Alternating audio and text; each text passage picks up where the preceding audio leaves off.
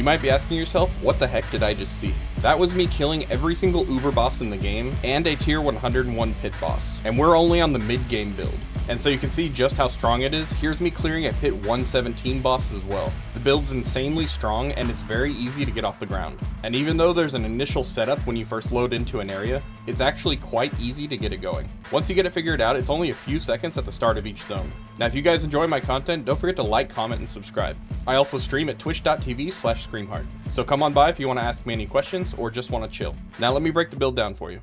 So first off, how does it work? So basically, the main concept of the build is that we are funneling everything into our Cataclysm. There are a ton of beneficial buffs that we can apply that will last for the entire duration of Cataclysm. And not only that, but if we cast our Cataclysm again while the current one is active, we maintain those buffs through the next cast of Cataclysm. The main buffs that you're going to be using are runes on our weapon and our pants. One of our runes is giving us 100% increased damage, and the other rune is giving us guaranteed critical strikes and overpower. That means we don't have to build critical strike in any of our gear, and we get 100% benefit from any critical strike damage or overpower bonuses we apply to the build. So I'm going to take you into a pit so I can show you the basic skill rotations. But before I do that, let's take a look at the stats. So you can see that I'm at almost 13,000 attack power, 18,000 life, just a little low on my armor, and also a little bit low on my resistances. This is because I've optimized around my consumables, which you should always be using because they're fairly cheap to craft this season, and they give you a lot of bonus experience.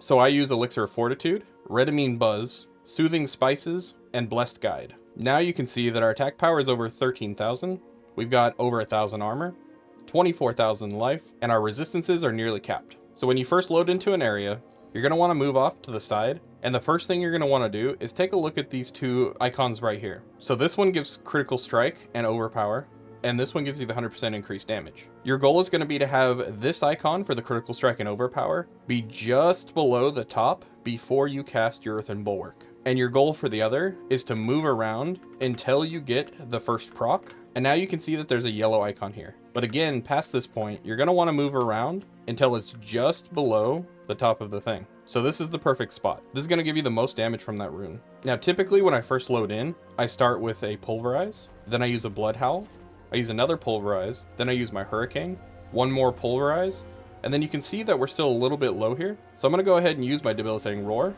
and that gets me right there near the top. Now, as soon as both of my things are set up like this, you can see the yellow icon. We can also see that we have a guaranteed critical strike and overpower. Now I'm going to hit my Earthen Bulwark and my ultimate right away afterwards. Now we can fly through the level and let everything die. Now, because we use the aspect called Apogeic Furor, we get stacks every time we cast our ultimate. So we're going to get progressively stronger as we go through the level. One more thing to note is that we have this stack right here at 40, which is coming from our Force of Will, one of our witch powers. So we have the ability now to let our ultimate run off and then use that bonus in order to recast the combo to get even more damage. So I'm going to go ahead and let my ultimate run off, and we're going to make sure we're set up again right before the top, and then we're going to do our combo again. So now, if we did everything correctly, we should be doing more damage than we were before.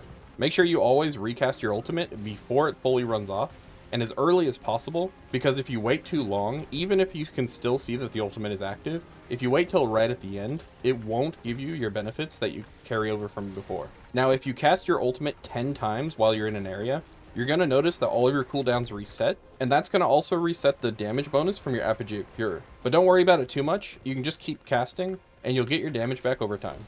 Another thing to note is you get a lot of damage bonuses by being in your Werebear form. So if you're trying to maximize your damage, make sure every time you use a different ability that's not a Werebear ability, that you use a Werebear ability right afterwards. You always have access to Pulverize, so that's your go-to. And just like that, we're at the boss, and we get an easy kill. And that's it. If you ever notice for some reason that your damage is a bit low, it might mean that you didn't have maximum spirit when you cast your ultimate. It might mean that you didn't have Hurricane active, or potentially you messed up one of your runes. So if that is the case, don't be afraid to just let your Cataclysm run off and recast the combo. It only takes a couple seconds and you'll be fine. Now let's take a look at my gear. Right now, I'm a little bit past the mid-game setup of the build. I have everything masterworked up to 8. For the most part, I'm running 1 or 2 GA items, and the bonuses that the masterworks are going into are somewhat optimized. So you can see my Tempest Roar has 1 bonus in willpower, and a secondary bonus in maximum resource, which is acceptable but not preferred. My Mad Wolf's Glee has 1 bonus in maximum life, and unfortunately has a useless bonus in werewolf attack speed. My gloves have one bonus in maximum life, but unfortunately it's not GA, and the second bonus went into lightning bolt damage, which is not preferred because we have a lot of additive damage already in the build. For my pants, I've got one bonus into maximum life, which is good, but one bonus into hurricane duration, which is unfortunate. For my boots, I've got one bonus into willpower and one bonus into maximum life, and both of these are GA, so this is actually pretty good. But you can see I don't have movement speed on my boots, and that's because I'm relying on the digitrograde gate in order to get my movement speed. So I'm slow as a slug in town, but very fast in dungeons. And it looks like I forgot to put an aspect on my boots, which I'd probably go for exploiters or something like that. In the mid-game setup, I have Tacits of Dawning Sky and Flicker Step recommended. When you're in the mid-game, you're probably going to want an armor rolled amulet to get you through the mid-game, because you're not going to get enough armor from your gear. But once you're at the point that I'm at, you can make it work. And you might also notice, even in the endgame build, I recommend Rakanoth's Wake for the boots. That's because this setup is particularly hard to get to because you need enough cooldown reduction and you need enough resistance to all elements to forego using those. On my weapon, I've got an unfortunately rolled lightning bolt damage instead of chance for Cataclysm to do double damage, and I've got a damage roll instead of an overpower damage. So this weapon definitely needs to be replaced. My amulet is my best item. I got lucky with a willpower and resonance, and then I spent about 1 billion gold re-rolling until I got Envenom. On my Erides, I got the GA onto the ultimate cooldown reduction, which is very useful for being able to get rid of the Rakanoth's boots. In fact, if I was going to say anything on this build is the most required, this GA might be the most required, because you're almost guaranteed to need to use Flicker Step if you don't have this. Of course, your Mjolnir Ring is also going to contribute to the duration of your ultimate with the Endless Tempest, so if you get GA here, that is also going to heavily contribute to being able to maintain your ultimate without the Flicker Step. I have this linked below the video, but I'm going to go through the written guide now, and we're going to cover the specifics of the build. Don't forget, I'm covering the mid-game specifics in this video, and I'll save the end game for when I get my final version of the build put together. So for the mid-game, I'm recommending that you use Blood Howl, Pulverize, Hurricane, Earthen Bulwark, Debilitating Roar, and Cataclysm. You should already know that Cataclysm is your main source of damage. Hurricane is going to reduce enemy damage and also give you more skill ranks into your Cataclysm. Debilitating Roar reduces enemy damage and increases your own damage. It also gives you some Fortify. Earthen Bulwark is also giving you Fortify, but it's giving you a barrier and breaking CC. You're also going to be using the Earthen Bulwark before you cast your Cataclysm to get the resonance bonus, which is very good. Pulverize is going to be used to keep you in bear form, but it also reduces enemy damage by 20%. And Blood Howl is a fairly spammable heal that also activates your defensive passives, and it gives you some spirit. For our spirit boons, we're going with Gift of the Stag because maximum spirit scales the damage on our ultimate. We're also going with Iron Feather because it gives you survivability, and maximum life contributes to your overpower damage. We're going with Avian Wrath for the 30% critical strike damage, Calamity for the increased ultimate duration, and Masochistic just to get some extra heals. For the recommended items, we're going with Tempest Roar, Mad Wolf's Glee, Runeworker's Conduit, Tacits of Dawning Sky, Flicker Step, Apogeic Furor, Changeling's Debt, Erides, and Mjolnir. Tempest Roar is making your ultimate a werewolf ability, which allows it to get special bonuses, and Tempest Roar is also giving us willpower and maximum resource, which add to our damage. Mad Wolf's Glee is giving us skill ranks to our ultimate. It's also giving us Digitrograde Gate, which is great for movement speed, and maximum life, which again scales our survivability and damage. We're going for max life, willpower, and all resist on the gloves, but the all resist could be armor if you need that instead. I'm recommending Tacits of Dawning Sky because it's a great way to get your resistances early, but again, remember that you might need an armor roll on your amulet to cap out your armor. Flicker Step is going to be the easiest way early on to get your ultimate to cool down,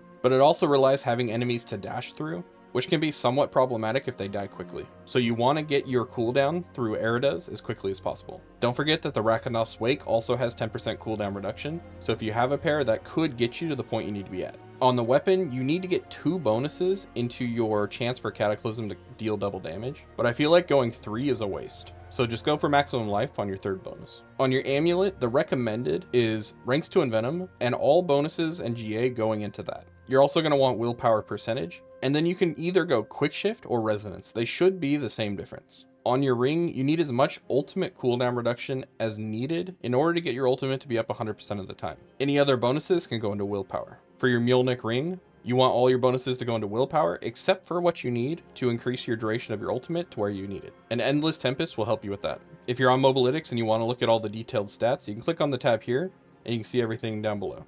All of your offensive tempers are going into lightning bolt damage, any resource tempers are going into Cataclysm cooldown reduction, and any utility tempers are going to go into hurricane duration. Like I said, for the runes, one of them is giving you 100% increased damage, and the other one is giving you guaranteed critical strike and overpower. For the 100% increased damage, we're going to be filling this up by walking around.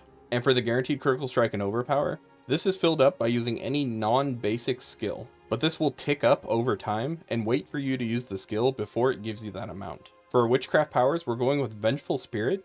This is going to prevent damage and keep our health full so we can get more overpowered damage. Soul Harvest is going to increase your willpower. Decay Augmentation is going to keep enemies poisoned. Force of Will is going to give us increased overpower damage after we kill enemies and fill up those stacks. And then you have to recast your ultimate to get the bonus. Purging Touch is going to increase our ultimate damage just straight up, but it requires having Voice of the Stars active. And then Aura of Siphoning is going to be healing us over time, and we also just need it because it's Growth and Decay, which feeds into our Friend of the Bog. Not to mention all of our Growth and Decay are getting the bonuses from Totaling's Wish. On our skill tree, we just need 2 basic points in order to move to the next category. Then we're going for Pulverize with Primal Pulverize to reduce enemy damage. We're going 1 point in Iron Fur just to allow us to get down to the next part, and that's going to give us a little bit of damage reduction. We're going with Bulwark for that shield, Enhanced Earthen Bulwark for the Unstoppable, and Preserving Earthen Bulwark for the extra Fortify. We're going with Blood Howl for the healing, the additional point for the cooldown for Blood Howl, and then Innate Blood Howl in order to get a little bit of extra spirit and keep us topped off. We're going with Debilitating Roar,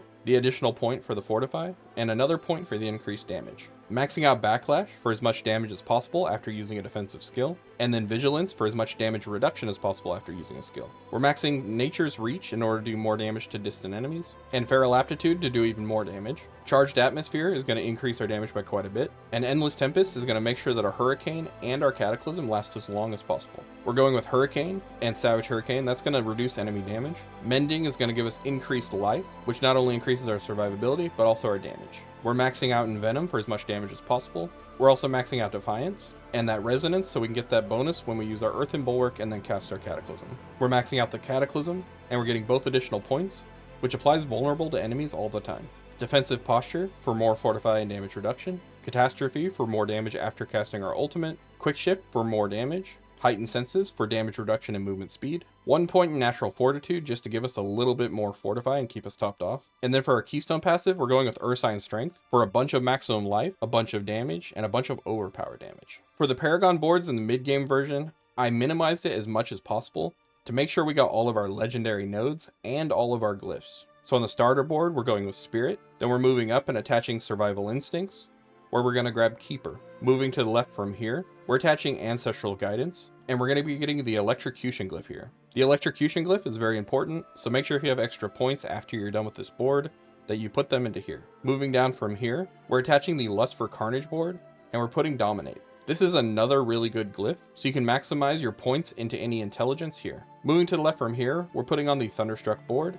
and we're going to finish off with Fang and Claw. This is what the whole thing looks like when you're done. And if you run out of points to put here, feel free to look at the endgame version of the build and follow that instead. Now I still need to do a pass on the Mercenaries, but typically I use Rahir early on, and this allows me to either go for resistances or armor depending on what I need. And then at the bottom, you're going to get increased damage no matter which side you end up going with. And for the reinforcement, to be honest, I haven't taken the time to even look through it, so I'll make sure I include that in the endgame version of the build, and I'll update the written guide for the other versions as well. Now, I've actually been enjoying this build more than I thought I would. It's not a very involved build because once you've got your ultimate active, you kind of just run around. But there is something very satisfying about watching everything die all around you, especially in easier content like Infernal Hordes or the seasonal content. You could basically just run around and things will die everywhere. In fact, most things die before you even see them spawn. But let me know what you guys think of the build, and let me know what you want to see next. Again, if you enjoy the content, don't forget to like, comment, and subscribe, and I'll see you guys in my next video. Daddy Druid out. Subscribe to Scream Heart. He's more than an old fart. He makes lots of fun builds. I promise his streams chill. He should probably be faster. Come watch this disaster.